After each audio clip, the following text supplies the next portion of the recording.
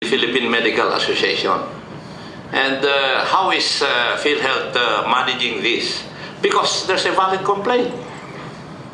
Well, actually, we leave the politics to the society. Ang ano lang po namin is we look at the rationale for the inclusion of PAMS as a medical specialist. Kasi po yung training modules at that time, the question was the training modules. Okay? But now nga po, baka po magkaroon tayo ng paradigm shift because we will be moving towards case rates. In that case, mawawala na po lahat yun. And for the practitioners naman po in remote area, I believe PhilHealth is recognizing the efforts of the practitioners in the provinces or in GIDA areas because they have the 10% on top of the base rate for the professionals rendering services in remote areas, in GIDA areas, or geographically isolated areas. We recognize that already under the tiered payment. Siguro po, pag na-implement namin yung case rate, then that will address all the issues with regards to the practitioners or physicians. Madam, Mr. Chairman, we're assured of that na yung mga doctors natin na nagpa-practice doon sa far-flung areas when they conduct an operation o surgical operation, parehas ang ibabayad nyo sa kanila compared to doctors who are conducting operation, for example, in private hospitals. Kasi parehas naman ang operasyon eh. They have the same capability. Yes, sir. But for GIDA areas, they have 10% on top of that. Okay. Thank you, Mr. Chairman. Attorney? Good afternoon, Your Honors. I just would like to incorporate some legal perspectives into the problem. Number one, the problem seems to stem from the fact that there are certain provisions in the existing law which allows PhilHealth to exercise their discretion arbitrarily. For instance, I'd like to point out that the PMA and PAMS are both non-stock corporations incorporated under the Securities and Exchange Commission. That they are similarly situated goes without saying. But the problem is PhilHealth has always been focusing on the PMA as if the PMA is the representative of the entire medical community, which is false. Ang problema lang, nauna lang sila. And that has always been the problem here. To be honest about it, for 6 years, the classification of PAMS members have become very, very ambivalent. There was a time we were classified as medical specialists, but below any of the medical specialists belonging to the 8 colleges accredited and recognized by the PMA. After some time, we were downgraded again. Yung mga doktor namin, ginawa na nilang general practitioners with hospital training. So ang problema dyan, in all those circulars, we were never invited. And in fact, if I may say, of course I cannot talk about the details of this, we filed the case against them before the RTC in Quezon City. And one of the contention was that in all these issues, we were never invited. In fact, we wrote them several letters. And we sought audience with them, but to no avail. At ang isang laging problema, hindi daw kasi kami affiliated sa PMA. Ang problema kasi dito, look at the existing law right now. I'm talking about under this is section 16 amongst the powers and functions.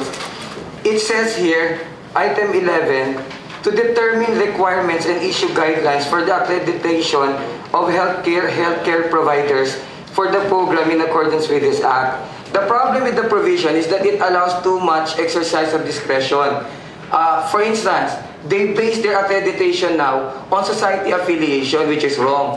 And we have asked PhilHealth several times, what are the pieces of evidence you can show us that our doctors are not at par with those who are members of the PMA? They couldn't even show any. I'm even talking about cases of medical malpractice. And the problem is, they have not presented anything and basically everything is based on society affiliation. Isa pang problema, under the existing law now, the payment scheme is based on the mechanism established by the PhilHealth. Ang problema dyan, the word mechanism is too vague a word. And under statutory construction principles, as a lawyer, I can say this.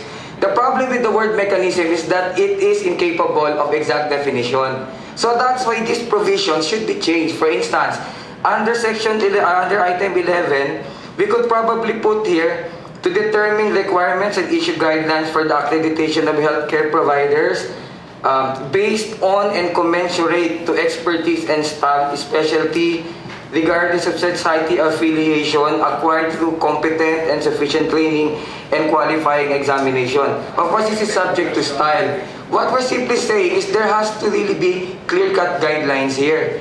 So that's why we're asking PhilHealth to please help us. Ang problema ho, ang daming doktor sa... Ang problema pa, even the enforcement of guidelines, magpamadali na po ako dito. We are now classified as general Excuse me, Mr. practitioners with Chairman. hospital training. Yes. We cannot follow the discussion simply because we do not know what section of the law is he I'm talking sorry. about. So I'm please. talking about section 16, section 6, Your Honor. The powers and functions. And I am referring to section 16 of the existing law, paragraph 11, paragraph L. And this is really very, very crucial here, Your Honor, which would explain why there is so much discriminatory practices being employed allegedly against certain sectors within the healthcare providers. I'm talking about item 11. It is not amongst those submitted for amendment. What is item 11? It's letter. Letter 11. To determine, amongst the powers of PhilHealth now, is to determine requirements and issue guidelines for the accreditation of healthcare providers for the program in accordance with this Act. Our problem with this particular provision is this. Everything now is based on the exercise of discretion of PhilHealth. PhilHealth, every so often, would come up with circulars. And in those circulars, the guidelines are not explicitly, specifically, and fully explained to the sectors affected. That's number one.